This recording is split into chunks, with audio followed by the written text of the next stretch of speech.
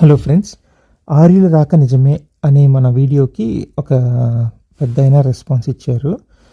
So ఆయన ఏమంటున్నారంటే, ఆర్యులే కాదు సెవరల్ కంట్రీస్ భారత్ మీద దండయాత్రలు చేశాయి, అవి వరల్డ్ మ్యాప్లో ఉన్నాయి. ఇప్పుడు ఆర్య దేశం భాషా లిపి ఏమైనా ఉన్నాయా, అవి ఇప్పుడు ఏ స్టేట్ వారితో మ్యాచ్ అవుతాయి, జనం చెవిలో కాలీఫ్లవర్ పెట్టడమే ఆర్యన్ థియరీ, జై హింద్ జై భారత్.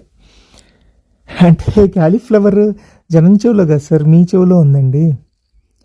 ఆర్య భాష మ్యాచ్ అయింది కాబట్టే యురేషియన్స్, యూరోయేషియన్స్, యూరో ఇండియన్స్ లాంగ్వేజెస్ అన్నీ మ్యాచ్ అయినాయి కాబట్టే ఆ థీరీస్ అన్నీ జెనెటిక్ స్టడీస్తో సహా ఆ థీరీస్ అన్నీ మ్యాచ్ అయ్యాయి కాబట్టే ఇప్పుడు ఇండియన్ వెబ్సైట్ వాళ్ళు కూడా పెట్టారు అక్కడ. వాళ్ళేం ఊరికనే ఎవరో జస్ట్ లైక్ దట్ కాకమ్మ కబుర్లు చెప్తే వాళ్ళు ఇండియన్ వెబ్సైట్లో పెట్టరు కదా, ఇండియన్ ఎంబసీ వెబ్సైట్లో.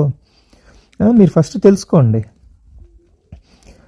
మీకు అంత ఇంట్రెస్ట్ ఉంది కాబట్టి వీటి మీద నేను కొన్ని క్వశ్చన్లు అడుగుతానండి. సో మీకు తెలిస్తే ఆన్సర్ చెప్పండి. ఇప్పుడు మీరు జై భారత్ అన్నారు కదా, అసలు భారత్ ఎప్పుడైందండి మన దేశం? జంబూ ద్వీపం ఉంది, భరతఖండే అని ఉంది, భరతవర్ష అని ఉంది.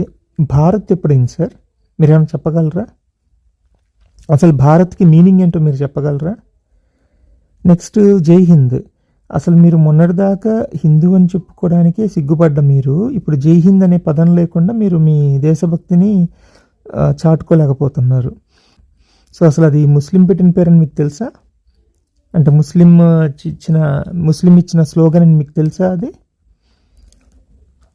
ఓకే, నెక్స్ట్ ఇప్పుడు మీరు ఆర్య భాష, ఆర్య లిపి గురించి అడుగుతున్నారు కాబట్టి భాష అయితే అందరికీ తెలుసు అండి, మీకు తెలియదేమో కానీ అందరికీ తెలుసు. ఆర్య భాషకి లిపి లేదు.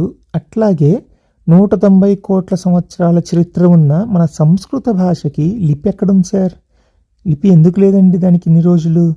దేవనాగరి లిపి మొన్న ఒక 1000 ఏళ్ల క్రితం దేవనాగరి లిపి వచ్చే వరకు మరి లిపి ఎందుకు లేదు సార్? అంటే లిపి లేని ఆర్య భాష, లిపి లేని సంస్కృతం రెండు ఒకటే అంటారా మీ ఉద్దేశంలో? ఇది కూడా మ్యాచ్ అయిందే విచిత్రంగా. గుడ్. అయితే ఇంకొక మీకు గమ్మత్తైన విషయం ఏంటంటే సార్, మీ పేరులో ఉన్న నాగా, దేవనాగరిలో ఉన్న నాగాకు కూడా చాలా క్లోజ్ రిలేషన్షిప్ ఉందండి. కాకపోతే మనం చిన్నప్పటి నుంచి మన ఇంట్లో పెద్దవాళ్ళు మనల్ని ముల్లోకాలు 14 భువనాండాల్లో తిప్పుతూ ఉన్నారు కాబట్టి మనకి బ్రహ్మలోకం, వైకుంఠం, కైలాసం ఇవన్నీ తెలుసు. కానీ మన భూమి మీద ఏం జరుగుతుంది, మన ఇంట్లో ఏం జరుగుతుంది, మన పేరులో ఏముంది అనేది మీకు ఆలోచించే అంత ఛాన్స్ వచ్చి ఉండదు. ఆలోచించండి. ఆలోచించి మీకేమన్నా ఇన్ఫర్మేషన్ తెలిస్తే ప్లీజ్ మా లైవ్కి రండి, చెప్పండి. ఇప్పుడు అడిగిన క్వశ్చన్స్ అన్నీ ఎక్స్ప్లెయిన్ చేయడానికి ట్రై చేయండి, మేము కూడా తెలుసుకుంటాం. ఓకేనా సార్? బాయ్.